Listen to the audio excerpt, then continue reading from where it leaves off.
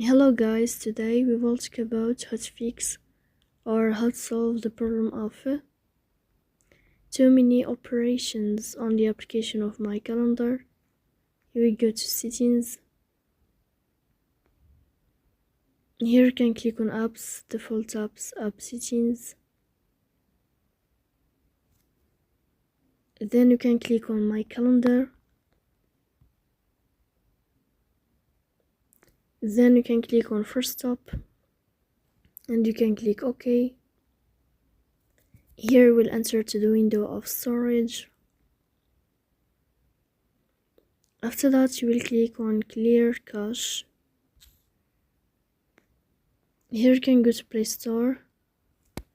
You will search about my calendar.